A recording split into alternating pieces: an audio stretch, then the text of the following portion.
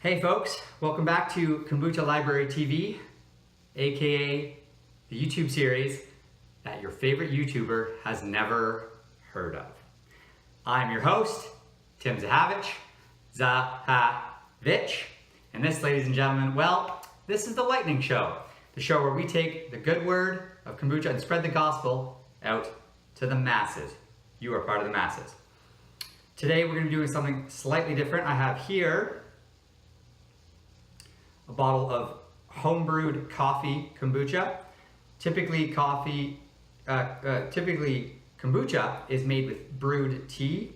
This one's made with coffee. So because it's a little bit less conventional than the other stuff we've been doing, I'm going to spend a bit more time explaining it today. So why don't we just get right into it and see how it goes. Splash guard, we're going to put you know what? Splash guard, we don't need that. We're not using the splash guard right now, okay? Here we go. Coffee, kombucha, pop. Guess we didn't need the splash guard.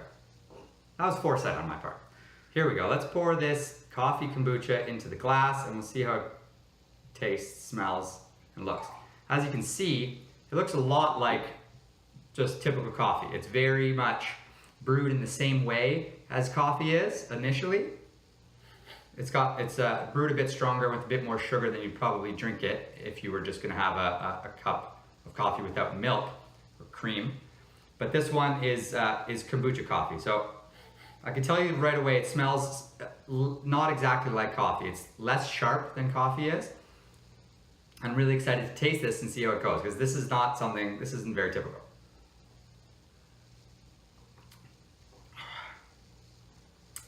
That's incredible. It's very funky. It's like kombucha funkadelic over here, okay?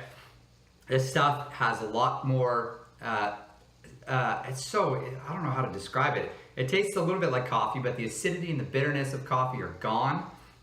This is got more funk to it. I don't know if funk is a taste that we all have, but it's really, really cool.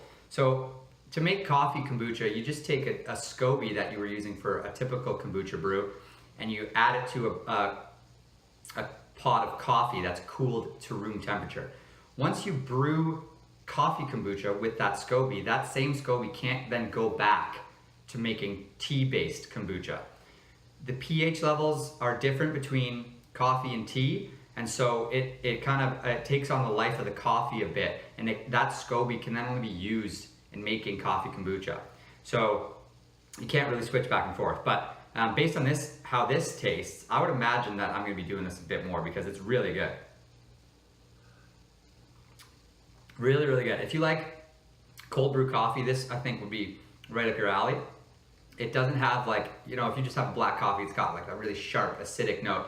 This doesn't have that. This is much more smooth, but with some funky edges to it. I really like this. Very high ratings, very, very high ratings over here on the old coffee kombucha.